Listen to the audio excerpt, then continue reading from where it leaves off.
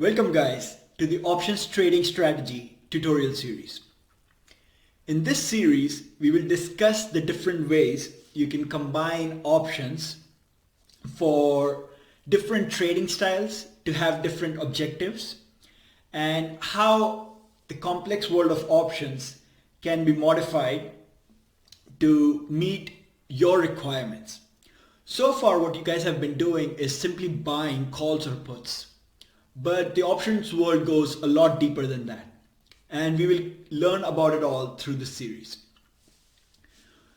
At this point, I assume you guys know what calls and put options are. And if you don't, then go back to the trading basics tutorial, to the options tutorial in the trading basics series and have a refresher. Now that you know what they are, let's proceed. So in the first slide, you guys saw that I wrote player versus casino. Let's establish that framework. So from a basic understanding of options, you guys know that there is one person who buys an option and he has the right to execute that option. What that means is he can either buy or sell a stock on a specified date for a specific price. If he wants to. If he doesn't want to, he won't do it. That's the privilege he gets. To get that privilege, he has to pay someone to take the other side of the trade. That payment that the person gives is called premium. So you see the person who gets the privilege, the buyer of the option, he pays the premium to the person who is taking the other side of the trade, and that other person is getting the premium. This can be compared to how you have gambler, a player, that goes to a casino. You give the casino some money to have the privilege to play there. Now in the options world, you can decide if you want to be the player or the casino. There are many profitable players and there are many profitable casinos. The risk metrics of both are different and they have different objectives. And this is what we'll go into this series on how you can modify options trading strategies to fulfill your objectives.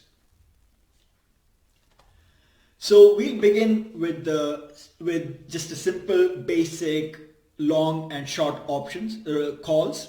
Just try and understand how both parties, the buyer of the option and the seller of the option, how their payoff structure looks like, aka how much they get paid when the ordeal is done, when the trade is done, everything is finished. So for this example, let's assume that you are buying a call option, right? You're long a call option. So far you guys have been trading options by being long calls or puts. So you should intuitively get how this payoff structure works. You pay a fees for the option. Let's say the strike of the option is K. So you pay a fees for the option, and if the stock price on its expiration is higher than K, then you make some profit. So initially, let's say this P is the premium you paid. So initially you are down the premium. Now if the stock price starts to rise up, and by expiration if the stock price is above the strike price, then you will get some profit. Now, if that profit is enough to get you in the positive, then you will have a positive payoff. If not, you will have a negative payoff, but the worst you can do is lose the entire premium, and that's the worst, that's the max loss you can get. The max profit you can get is unlimited because technically the stock can go to infinite. Obviously that does not happen in reality, but technically it can. So there is no cap on how much money you can make if you're long a call, but the max you can lose is the premium. Now let's see what the other side looks like for the person who sold you that option. The other side, the person who sold you that option initially gets the premium. Now he gets to keep the entire premium if the stock price on the expiration day is below the strike. Because in that case, that option is worthless. So he gets to keep the entire premium, right? His max profit is the premium. His max loss though is infinite because as we said, technically the stock can go to infinite. So the maximum a person that he can lose when he's short call is infinite amount of money. Now obviously in reality it doesn't happen, but that's the maximum that person can lose. So hope you're getting a picture of both sides, both counterparties that are trading a call.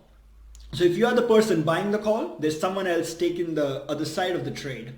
He's taking the premium from you and his payoff looks like this. Now let's see how it looks like on the put side.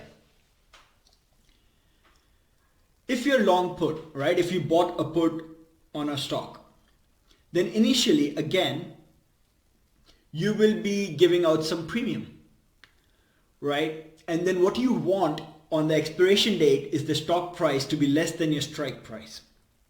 So if the stock price on the expiration day is greater than your strike price, then the maximum you will lose is the premium you paid. That's your max loss. Your max profit though is assuming that the stock you shorted goes to zero. Your max profit will be based on the difference between zero and your strike price. So you have a capped max profit, but obviously it's not realistic to assume that the stock price will go to zero, but you can profit a lot more while you have a specific amount you can lose. That's your premium. For the person on the other side of this position, the one who shorted the put, the one who sold you the put, initially he gets the premium. So initially, if the stock on expiration date is above the strike price, that person will keep the full premium, the option will expire worthless, that's it, that's his payoff. But if the stock price starts to go below the strike, then the person can lose a max amount, and that max amount will be the difference between zero and the strike price on that option. So I wanted to put this out there and show how if you're just doing a call or a put, you have these different payoff structures for the counterparties, and this will be crucial as we discuss more complex options combinations where you have a bunch of options with a different strike. Try and understand this intuitively, get this in your head because it will be useful as we go through the next tutorials. That's it to start you off. Let's move to the next one.